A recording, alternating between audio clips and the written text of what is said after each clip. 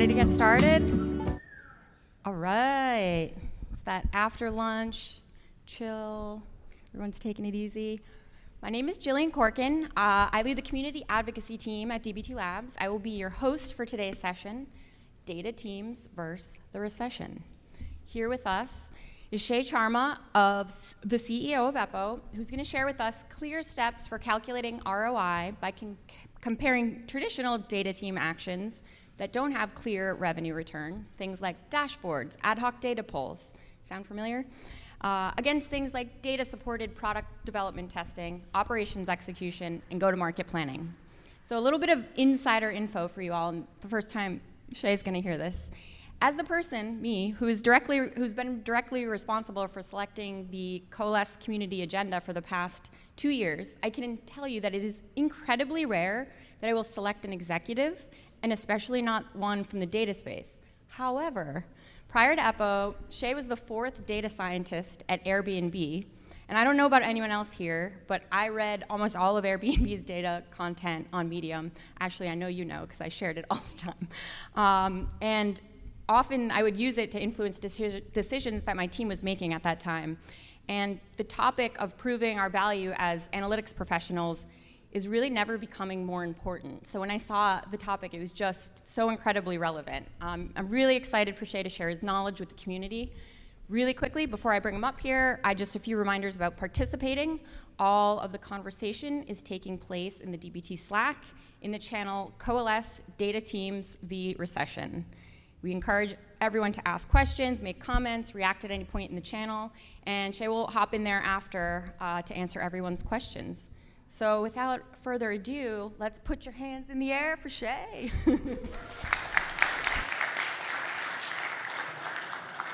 Thank you.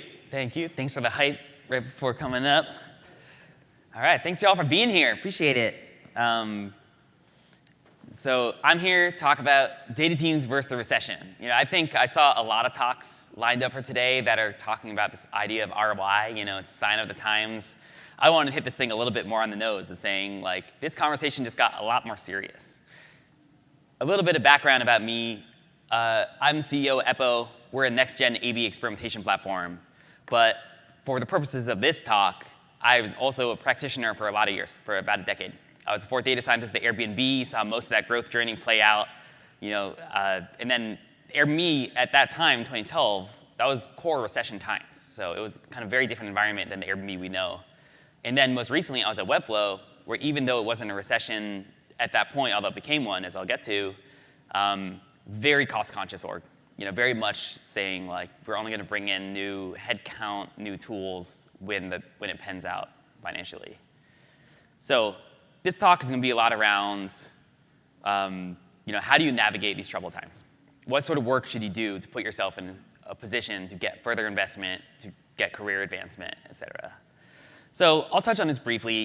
It's a bit of downer. As you all probably know from either your own companies or your stock portfolio, things aren't great. It's been a big dip, whether you're a big company, small company, just big, large decreases. And with that comes very sad news of layoffs. We've seen this a lot from our customers who have had large swaths of their company laid off, from our community where people are looking at it. So it's really tough times. And again, no company has been truly immune from the large ones to the small ones. And at the core of it is this both obvious but very consequential process of here are all the things the company spends money on. The finance team is told we need to extend our runway. I got to cut some things. And in that conversation, under scrutiny are SaaS tools, our headcount, Snowflake spend, basically everything that is expenditures is going to get under scrutiny. So anything, basically stack rank it in order. In finance is saying okay, you're spending money here. Where does money come out the other end? And this puts a lot of pressure on data leaders because their teams, are doing the work. They're setting up the tables. They're serving their partners. The data leaders are the ones who are going to bat, trying to get you promotions, trying to get you on the team, trying to get you the tools you need. And so how do you take these conversations where we all deeply feel the pain of things like upstream data breaking or the lack of shareability or whatever, but CFO is shareability, that's cool. So how does money come out at the other end? And so a lot of this really gets into what is the type of work where that conversation just goes way easier.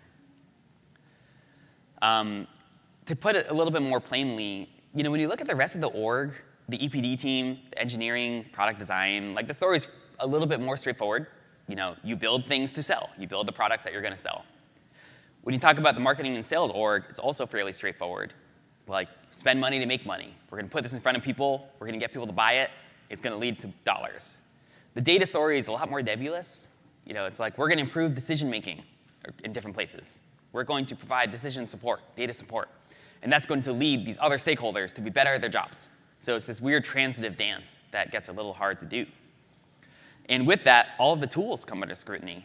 I think I've seen like 2 or 3 talks, or at least panel sessions around Snowflake spend, for instance. There's a lot around that.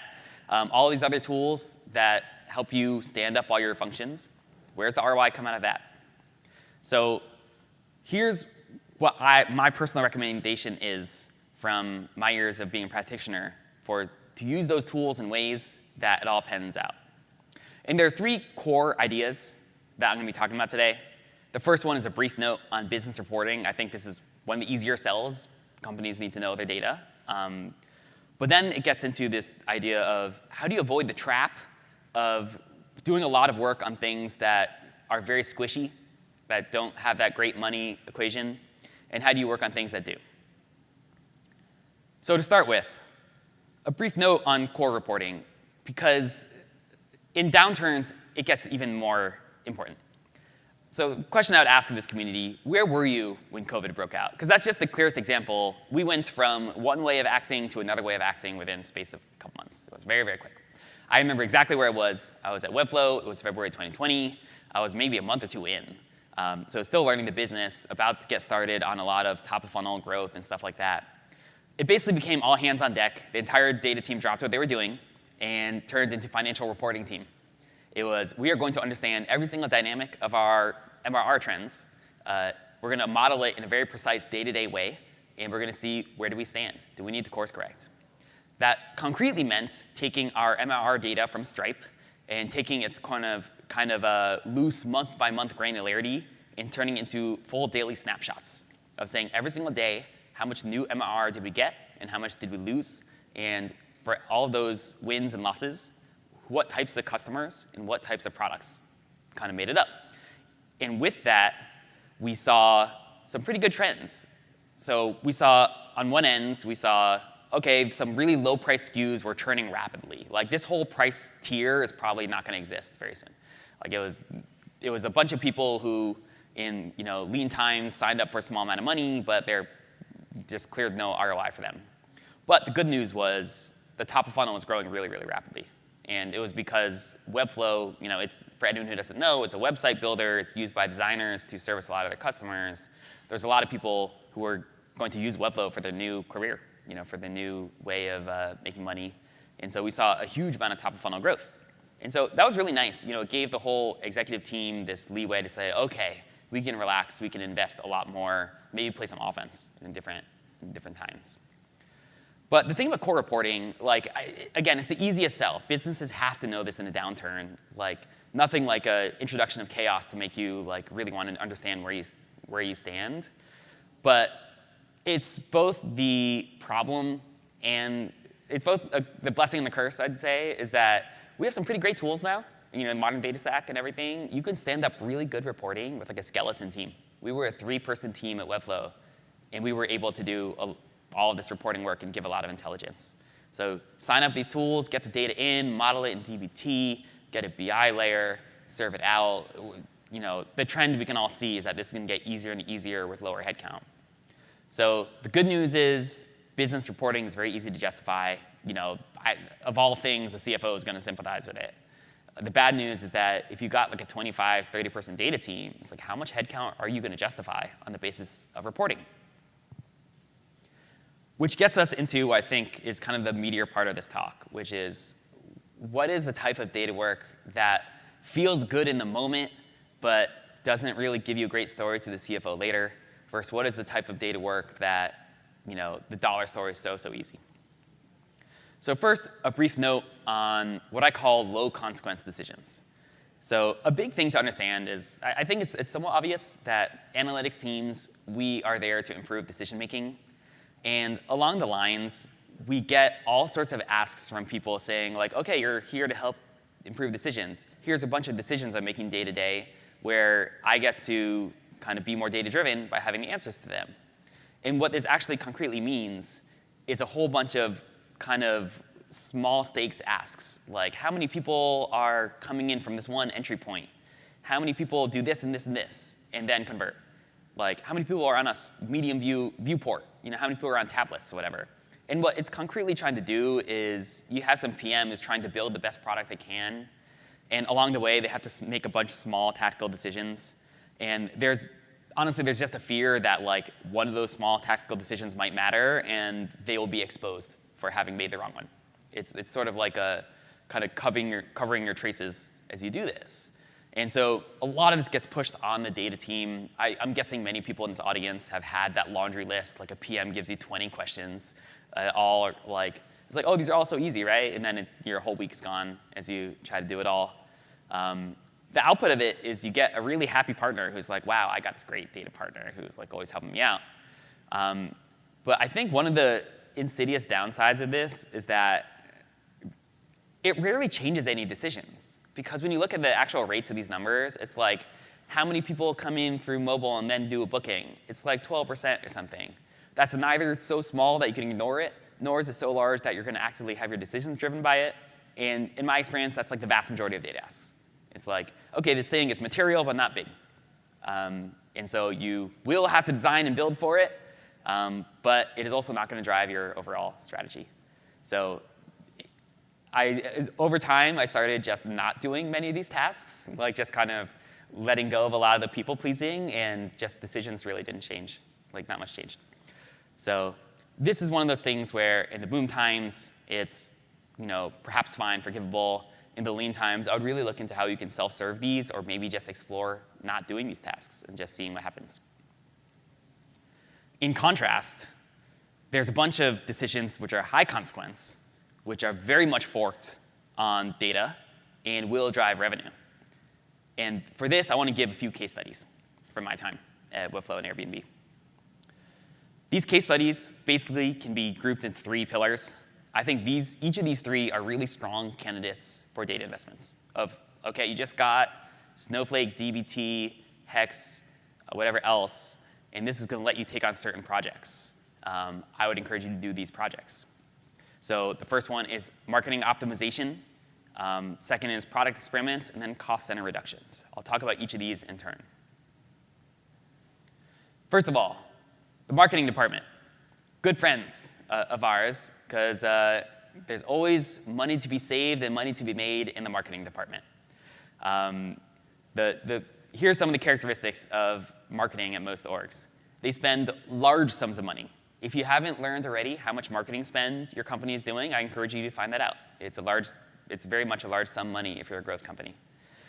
As they spend money on these things, the measurement of that spend is very problematic. And that's not anyone's fault. It's a really hard problem. Marketing attribution is a very, very hard problem. It's only getting harder. So things like, how much are we paying per customer? How long until that money turns into profit? These are all really hard questions that kind of, in the end, involve a full lifecycle modeling. So if you want to say you bring on this customer and they cost this amount of money, are they going to churn? Are they going to last? What is their lifetime value? This is great data work.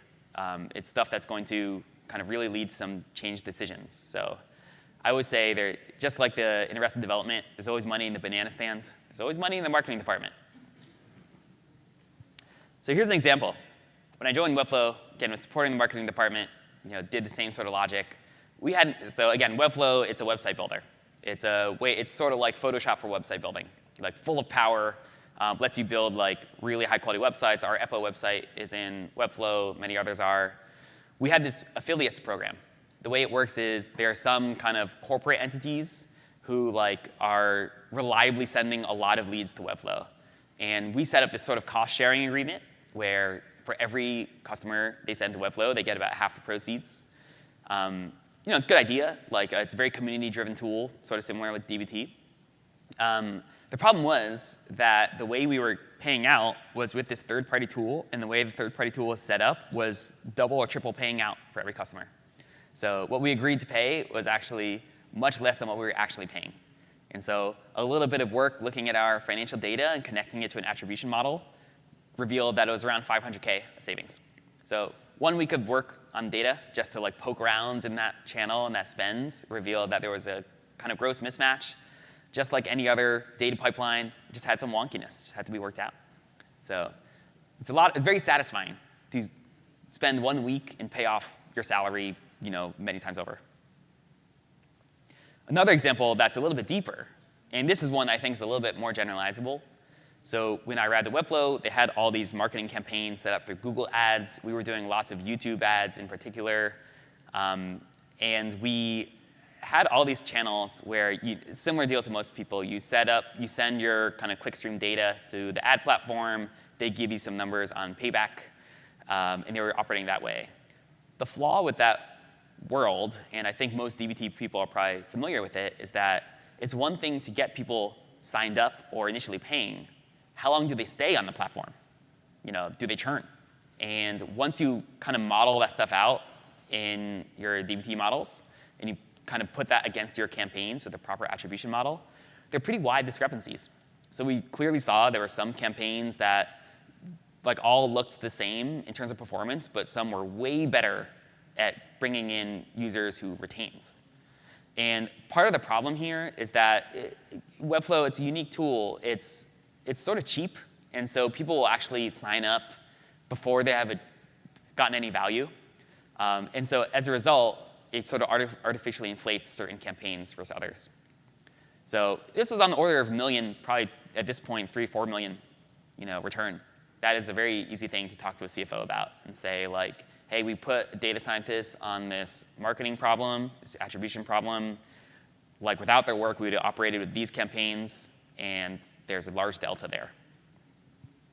So 2 kind of marketing vignettes to kind of explain what I mean. But very much encourage you, go back to your companies, figure out how much you're spending on marketing dollars, see the state of data there. Just take a quick look. Could you do any better? Look at the state of your data. It's always a good place to start. Second thing, area of great passion of mine, as you might expect, as the founder of Eppo here, but product experiments. And to me, this is one of the big one of data team's moneymakers. And the reason is, if you're a PLG company, if you are either a consumer company or you're a PLG SaaS where people just sign up to your website, they get going, they receive value, there's no sales rep in the way or anything, then a couple interesting qualities come up.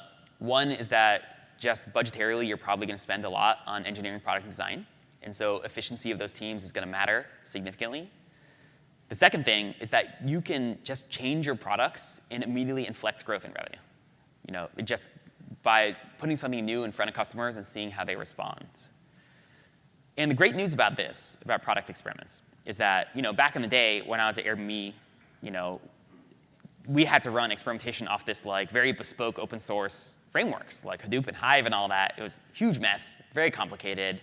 We're all here because the world has changed, and now you have cloud data warehouses, you have DBT, and with that you have companies running experiments really early on.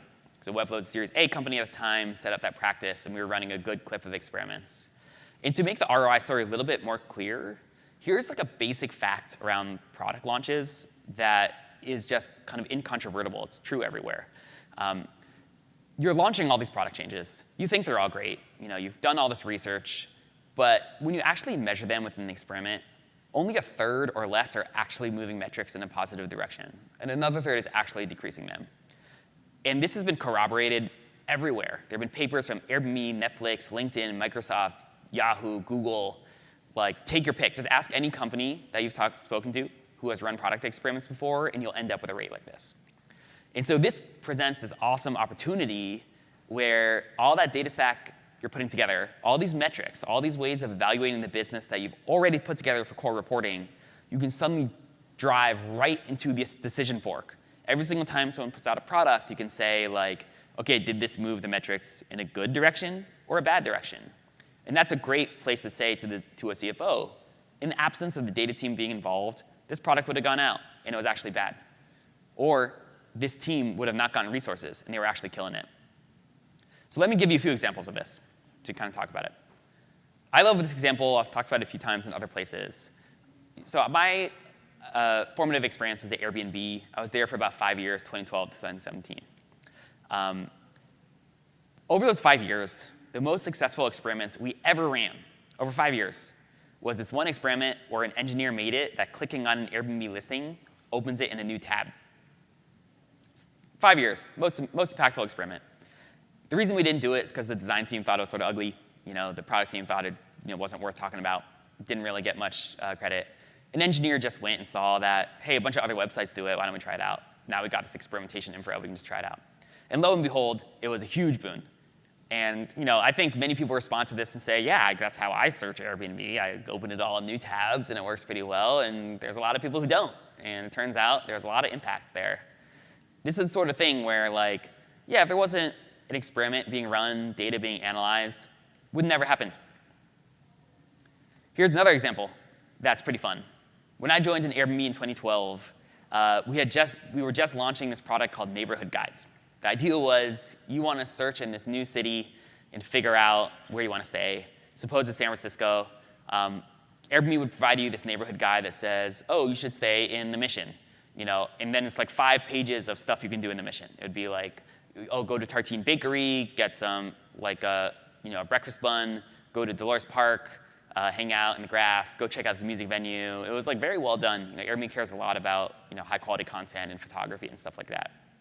So I think it was the third or fourth most impactful experiment of my 5 years there was to get rid of that product entirely. Just get it out. And the reason, in retrospect, is actually fairly clear. Is that you don't come to Airbnb to consume travel content. You come to Airbnb to book a lodging. And so you get lost reading all these pages, and then your coffee's ready, your kid just woke up or whatever, and you're gone. So got to keep people focused. And so this is just another example where the counterfactual is really easy for a finance team to understand because literally everyone else at the company went to bat for this thing.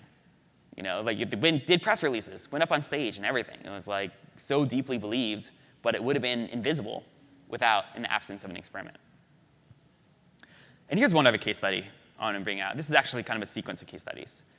Between 2013 and 2015, probably the most successful team at Airbnb, or one of the most successful ones, was the search ranking team. And they were putting out just improvement after improvement. The first one was they made it that when you search in a market like New York, instead of just showing you all the listings in the center of the map, in the centroid of that map, it would show you neighborhoods which are thought to be more successful. Things like Brooklyn, right? Like Lower East Side, stuff like that. So just some basic location context. Big winner, lots of bookings. Second one, back in the day before Instant Book, you had to ask an Airbnb host to stay at their house. They had to accept you. And there were some hosts who would always reject people over and over. They basically never accepted people. Don't know why they were on the platform. So there's another experiment to just demote them. Just put them at the bottom of the list, maybe even kick them off the platform. Because rejection is a horrible experience on Airbnb. Third one, host preference. Some hosts like long stays, some hosts like short stays, some people like to pack them together, some people want spaced out. Basically build that into the machine learning model. If you got a set of dates, find hosts who want those dates. So just win after win after win. But here's the thing about search ranking at Airbnb. All of those search ranking models looked exactly the same. If you were the product person or the CFO or whoever else, this is what it looked like. You searched in Airbnb for a city, and you were shown listings. So it was just completely invisible to anyone. And look, there was a lot of things launching at Airbnb that time. There were a lot of other search ranking models that were launched at that time. Everything seemed sort of good. But because we had this A/B experimentation framework, we actually knew that of all the various things happening in this organization at this time, and there were many teams, many people, these are the winners. These are the ones that needed more resources. These people got promoted. They got to absorb more scope. The data team on that team got vastly expanded. A lot of things changed. So I say all this, and I think with experimentation, there's always this question of who owns it. It's well, that sounds like machine learning ROI. That sounds like product ROI. But the big thing is experimentation. It's sort of obvious when you say it. it's a measurement process. We're measuring things. And we're measuring things with metrics. And that makes it a data platform. Like it's going to, just like all your dashboards, it's going to go down when your dbt pipelines go down.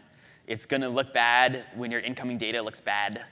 Like it has all of the same properties of everything else the data team does. If the experiment reports don't look good, the data team is going to get blamed. So it's, without saying who explicitly owns it, the data team is definitely involved. But the good news, and the flip side, is that once you start driving impact with experiments, and your pipelines start breaking, or your upstream data looks dirty, it's going to be easier to justify the purchase of that data observability tool, or that kind of data change management tool, or whatever else. It's going to get a lot easier to have that conversation. And then the last thing I want to cover today is just large operational costs. Some business models just have humans in the loop routinely. And that's just the nature of the business, right? This could be you're an e-commerce company and you just have a bunch of supply chain stuff to manage. It could be maybe there's just a lot of customer support involved. Or maybe you're just a kind of tech-enabled service company. There's many of those out there. So just look at your own company and just think, are there large operational costs that are going on? Because if there are, there's a lot of gold in those hills, so to speak, for the data team. I'll just give you an example from Airbnb. When I was there, when I joined in 2012, we had a very funny statistic. We had one customer support ticket for every booking, which is funny because it basically made us a travel agency. You had to essentially call us every time you made a booking. So big problem. Obviously, it was a big focus, especially going up into IPO as time went on. It was the data team that really did a lot to fix this. There was a woman named Erin Kaufman who was terrific, and what she did was first started putting together some metrics on operational performance. So there were a set of CX tickets, or a set of CX agents who literally solved one ticket a week for weeks on end. And so without being kind of too austere on, or too Spartan on the accountability of those teams, there were some pretty clear gaps. Another thing was building machine learning models to start routing tickets. So if you think of an Airbnb stay, if you arrive at your Airbnb and you can't get in, that's a much more urgent thing than a post-trip kind of reconciliation process.